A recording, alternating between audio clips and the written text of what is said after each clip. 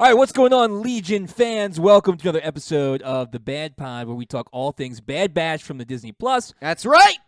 Though this episode shouldn't be called The Bad Batch because they weren't in it. There are two episodes that shouldn't be called The Bad Batch. Yeah, right. And one was an amazing episode where it was just the bounty hunters, and we're seeing them like work with Omega and Omega having to have to escape. And then this episode, and this one about insurgents on Ryloth. Insurgents on Ryloth, which was sweet. And it was okay. I liked it. Well, here's my thing. There's a lot of background on this episode. There's a lot of history to it. I think we are expecting something from this season that we may not get. Yes, and I think you're right. That's what this episode is revealing. I am expecting us to be working towards some sort of end of season conclusion where we actually are no longer going to see the Bad Batch. I actually think like it was a one and done season. Exactly. That's what I expected, and so I expected them to be building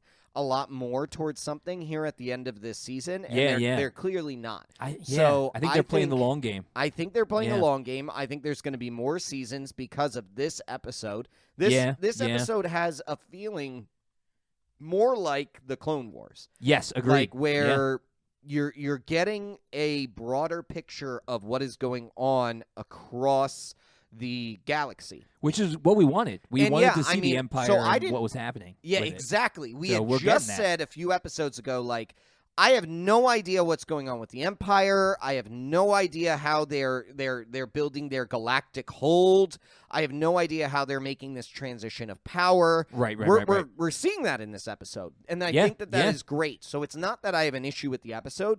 I just think we have to shift our mindsets to being. I agree. This is going to be a multi-season campaign that we're seeing the Bad Batch undertake, because this is an episode the Bad Batch just happens to be in, as opposed to being an episode the Bad Batch. It's about the Bad Batch. Yeah, and you know what? In all honesty, once I start to shift that paradigm, I'm okay with that. Like I'm fine. I want to have another season. I haven't shifted my mindset entirely around it. So like I'm wanting more of a build. We are. This is episode 11, right? Yeah, we've only got 5 more. We've got 5 more left, and so like if I'm thinking 5 more left, we're building towards something at the end. I don't know what this episode did. Like I don't know what this really actually set us up for, other than like the seeds of setting up the rebellion, which I get. And it's important. Which is important. And so I'm not disappointed with the episode from an episode standpoint. I'm just it doesn't seem to be forwarding the Bad Batch storyline. Well, and if this is going to be a multi-season series, right, then it's okay if they build their end finale a little slower. Like they can use 3 episodes to do that instead of building, because they're not building to finalize a series. They're just building to end the season and kind of put it on a cliffhanger and bring us to the next one. So that's okay. Exactly. But we were hoping for like the Battle of Kamino being well, I think there was some that's the end of this. I don't know if it'll be the end of this season. I don't think it will be. But I don't think so anymore. There was something in it that I want to talk to you about in a little bit. Okay. That might point to the Battle of Kamino. Well, I believe that. I believe the end of all of this is probably going to be the Battle of Kamino. But I think there was a hidden linchpin here. Okay, I think there was a hidden linchpin. Good. So we see some returning characters both from the movies and from the shows. Yep. Right. We see Senator Orn Free Taa. Who's worthless. Oh, I know, but he's the worst. He was always like a follower in the Clone Wars and but the movies. Not even just a follower. He is one of those politicians that you just hate. You hate him. You like. That's great, how is he You're holding on to to power? Like, Yeah. how is he in this seat? Like this seat of power on Ryloth. Nobody's electing him. I mean, clearly they don't trust him. Yeah, well, at this point, they've given over completely to Cham. Yeah. Right? So Cham Syndulla is. Have you hit him yet in the Clone Wars? Yeah, okay, cool. I know Cham. I wasn't sure if you got in there yet. Yep. But yeah, so he's a freedom fighter on Ryloth. Yep. He's been huge in Clone Wars, and he is really who the people have trust in. Oh, yeah, and that was clear. Yeah. And, I mean, the senator was worried that he wasn't going to be able to work with Chan. Right. Well, he never wanted to. He hated Cham. He hated Cham all through the Clone Wars. Because he stood with the Jedi, and he stood... Sure. He was skeptical of the Republic. Yeah, right? and so Cham, of course he's not going to work with them. Well, but the interesting thing was they did work together. Like, they had to set their differences apart. Yeah, well, Cham became like the bigger man, and he kind of put down his war mentality because he was always about fighting. He always believed, he hated, like, even though he respected the Jedi and what they did, he hated the fact that he had to ask for help from them. Right. He hated the fact that he had to fight alongside. He wanted to do it all by himself. He wanted Ryloth to stand because they're kind of out there. Well, and that speaks to this episode a little bit more, where he speaks about the fact that they want an independent Ryloth. Right. They want a Ryloth that takes care of its own and takes care of themselves. But he's fought for so long, he got to the point where he was like, you know what, peace is a little bit more important than my desire to be truly independent at this point. I'd rather my people rest a bit. Yeah. So they turn in all their weapons to the Empire, and the Empire starts to mine Ryloth. Right. So there's things on Ryloth that the Empire wants, not just the people's subjugation, but I think there's something on the planet that they're mining for their purposes. Well, yeah, they're not being totally honest about it either. Right, exactly. So, like, you're allowed to see you're allowed to tour the facility, but only to a certain extent. You know, only as far as the Vice Admiral allows them to be able to go. Right, and we see Rampart there again. I'm loving him. He's getting silkier and silkier and like more and more snake-like. Yes. Like, oh, I love it. So he's got schemes within schemes. Yeah, he makes an appearance again, and he's pushing the Empire agenda onto Ryloth, which is cool because, again, this is a planet we've spent a lot of time on, both in comics and novelizations and in the Clone Wars, and so we get to see a lot more of the people of Ryloth kind of trying to gain their freedom. They've been trying for a long time to kind of be independent, and this is another step in it. Well, and what's interesting also is, you know, in the previous episodes we've now seen 2 episodes where the Empire is trying to force its will upon a planet. Yes, right. And the first one was complete force. Okay. Yes. And they had the ability to do it. They have the means to do it by complete force. Right. If you notice, like when the tanks with the soldiers and the soldiers, they're able to do it. However, Rampart is recognizing that's not the way to do it. That's not going to get them the end. You ends need to be a that little they more really want to have. You've got to do things to undermine the current government that's in place. Oh, they do such a great job. And poor, I mean, I know Senator Ty is not, we don't like him, but man, he just got totally played. Which is what it is. And then, I mean, Cham got played too. I mean, they all got played right into the Empire's hands, which is cool. It's cool to see. He played him like a fiddle. Rampart played them all like a fiddle, and he knew exactly what they would all do in how every they would situation, respond. how they would operate. Yeah, so we get to also see the younger years of an incredible freedom fighter. So we see Hera Syndulla, who is the daughter of Cham. We actually see her mother, which is cool because we've never seen her before. The closest we've ever gotten is a stained glass window of her. We've never actually seen her as a character. We've heard her talked about because Hera is a main player in Star Wars Rebels. She becomes the pilot of the ship, the Ghost Team, that includes Ezra and Chop, her astromech, which has I love the arms on Chop. Like, he's so expressive with the little like wrench arms. He's more expressive than R2-D2. Yeah, and he gets super feisty and just a mess by the show Rebels, which takes place, later on in the rebellion. Hera Hera is super important because she is one of the founding members of the rebellion, and she helps like kind of bring the rebellion from little offshoots into one big rebellion. So it's cool to see her and her start, and you can definitely see why she was driven to side with the rebels. Not only because of her uncle, but because of what then happened to her parents. Of course. So, and it gives you a lot more of that background and why she's alone. Right. That's the other thing is what has caused her to be alone. And that's the Empire has her parents. Yeah. What's interesting, though, is that she, with the little bit of Bad Batch in there, she kind of befriends Omega. And so I just wonder what kind of influence they'll have on each other. I'm expecting not a huge amount since Hera never talks about Omega. Right. But it's never brought up in Rebels. Yeah, because Omega never existed. Well, she's brand new here, so they've got to play it carefully. Like, I hope she doesn't become too much. That's what I was about to say. Like, if there was any mention of the Bad Batch or Omega by Hera at any point, like, then they may have had some. We may have been able to, like, expect that there was some more crossover. Yeah, but I think this is it. Yeah, I think that's all the connection they're going to get. But it's cool. It's cool to see Hera start out. It's cool to see her learning to fly because she's like one of the best pilots in the Rebellion. So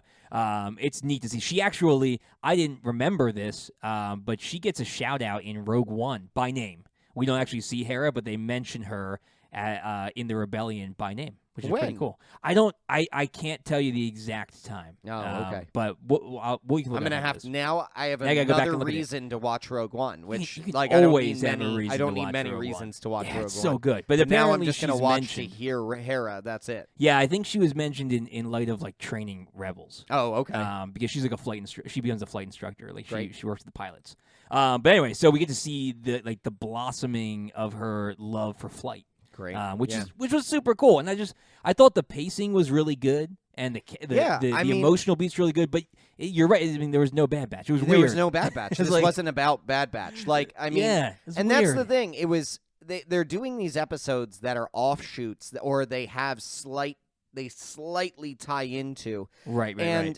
I don't know why entirely. This is the Bad Batch, so like I'm expecting more of a story around that. Now, they're building peripherals, but if they're doing story building around the Empire at this time, sure, I'm great with it. I have no problem with it. I would like to have seen more of the Bad Batch. I feel like they could have told this story with the Bad Batch to some extent. Like, and it was just this crossover on the moon. And well, we got a little bit of Crosshair in it. Like, we did get Crosshair. And we got to see his scarred up face, like the back of his face, back of his head and ears and stuff, which is pretty cool. Yeah, I mean, so we're seeing the toll that the treatment. It's the explosion when he was trying to capture the Bad Batch head. Remember? That's right. Okay, you're right. You're right. He looks right up because of that. You're right. Yeah, because he was all bandaged up last time we saw him. You're right. So that was exactly right. That's cool. I like to see that. There is something interesting though, and this is what I want to talk to you about. So, get your opinion on it. Okay. Because there's no actual like definitive. This is what they're doing with it, but. They introduced a new clone trooper. His name is Hauser. Yeah. He's got the funky haircut. Yeah, and this was interesting because he's not defying orders. That's what I want to bring up. Yeah, he's questioning, and he's a reg. Yeah. So the question here is 66 wearing off on the regs? Like, is it starting to wear off on them? Because it's interesting, yeah. Because what we found at the beginning of the series that Order 66 was not only kill Jedi, right, but it was also like brainwash them to Empire standards. Right. And so they like turned on anything anti-Empire. And so we see Hauser here, allowing the daughter to slip through and be like, all right, well, I won't report it this time, but make sure it doesn't happen again. And then like being hesitant to go after an attack when he knows it's Cham coming on the transport. Like it's interesting that he has these connections. I have a counter argument to that. I don't think it's wearing off, but you said something earlier in this podcast that I think is important. Okay. Yeah. Ryloth is located far out. Oh, so you think it's a transmitter? I believe it might be a distance. Okay. Thing. So we know that. Okay. We know this reg specifically. Again, he's been on Camino for a while, or not Camino. He's been on Ryloth for a while. long time. He's fought alongside Cham. Yeah, for a while. This entire time. Yeah. And so when the order went out, maybe like we're getting a better understanding of the transmitter. There are transmitters planted in the head. Right. It wasn't just. This is what's different.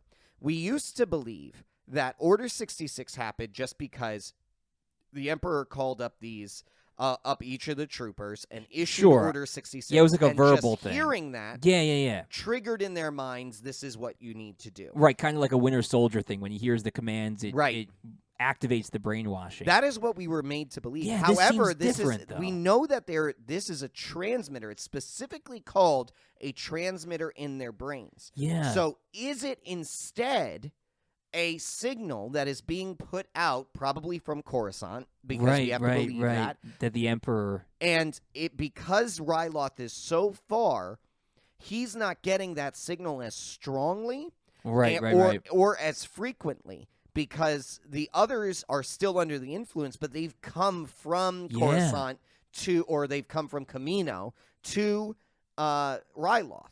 Yeah. So because he's so far, is that the reason that he's not immediately adhering to the commands that are being given to him? Well, and this could put another reason behind Rampart and Tarkin's desire to go conscription and not clone because it wears off, or it's too. You can go a certain distance and then have it not work with you. There's a cost associated with keeping maintaining the transmission. Yeah, it's weird. It was really odd. He seemed much less compliant than other clones. But you're right. So Ryloth is an outer rim planet, which is why, or not quite outer rim, but out there, which is why they didn't get proper Republic support during the Clone Wars, and why Cham and the rest of the people of Ryloth kind of settled on doing it themselves, and were so hesitant about accepting clone troopers and Jedi to help because they had been neglected for so long. So so maybe the distance, maybe the distance. It could be. I Either don't way, know if that's what it is, but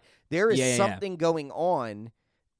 That is preventing some of the clones from being able to go against the signal. Which is what I wonder is this going to be part of the linchpin that ends up turning the clones on the Empire to initiate the battle? That's a fair question. You know what I mean? So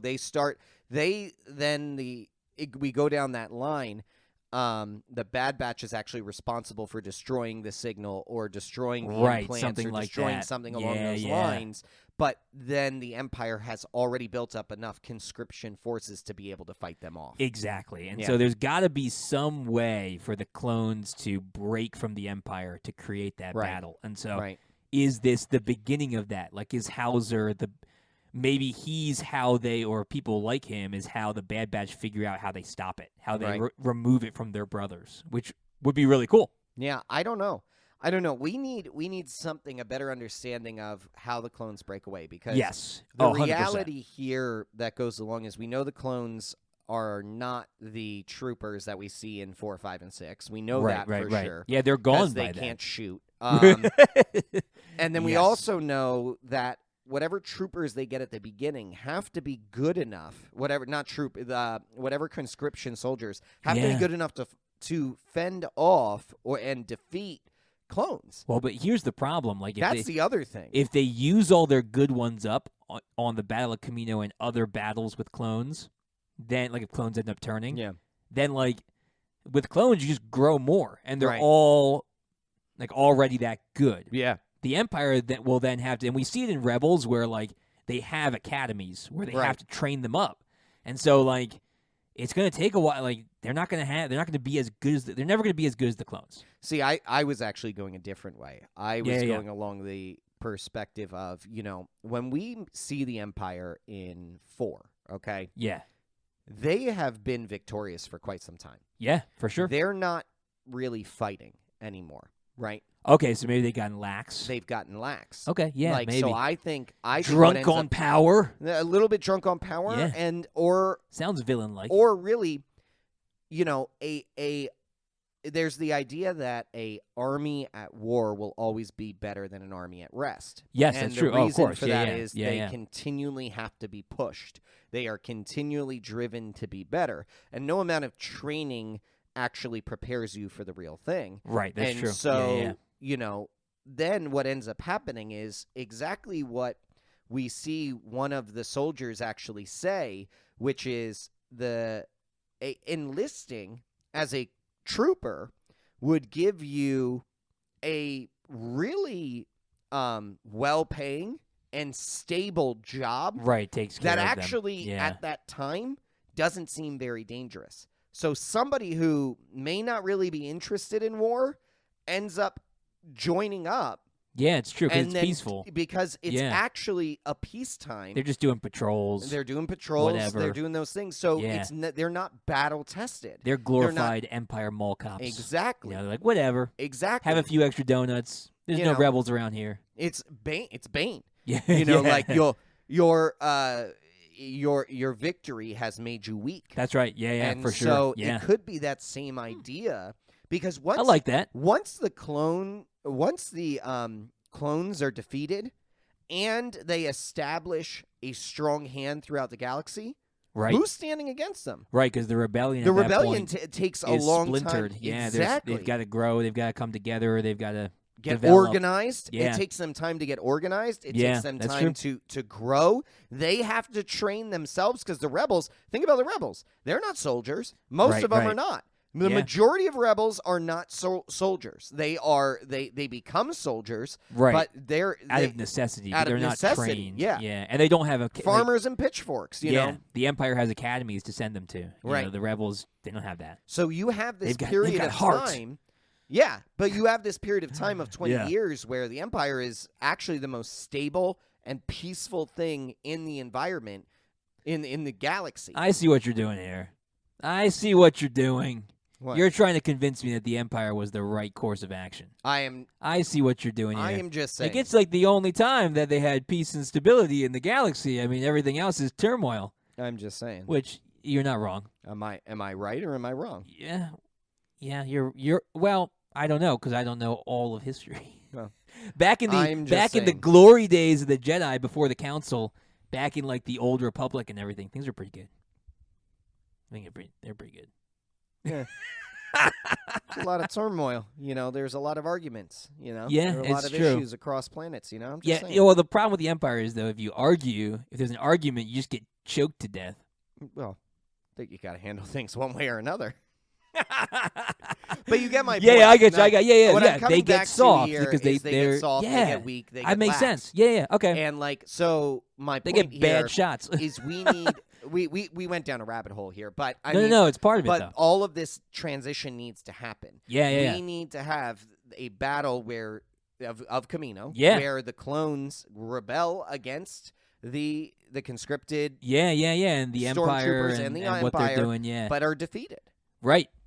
You know what those stormtrooper helmets have in them? You know they get like real fat down here on the sides. Yeah. I know that they're supposed to be like air purification systems, but I bet you in the times of peace they just replace them with like beer cans.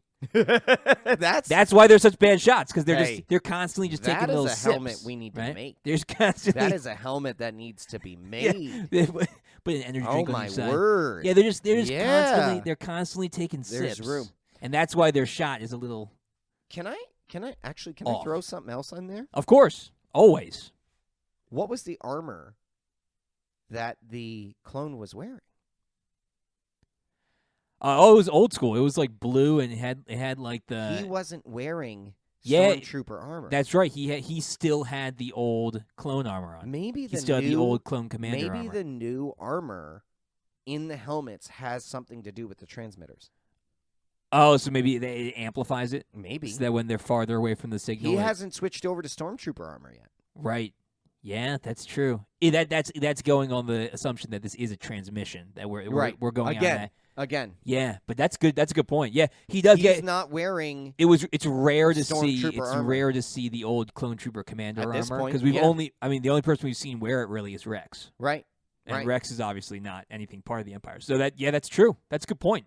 I mean, there may be something there, there may not be. I know when Order 66 was issued, nobody was wearing the stormtrooper armor. Sure, but they seem to have converted over pretty quickly. Right, but my point with that is then, like, okay, maybe it worked right away, but then it's a matter of, to keep that up, they needed to put some sort of enhancement on it through the suit. Yeah, you know, keep and it they're activated. not, and we know they're not permitted to take off their helmets. Well, we do, and we know that from 6. We do know I'm sorry, Episode 7. We know that from Episode 7. Yeah, but they weren't. Those are conscripted at that point. So they wouldn't be. Yeah, but what I'm saying is just that they're not allowed to take off their helmets. All right. Well, yeah. So yeah, I mean, any of those things.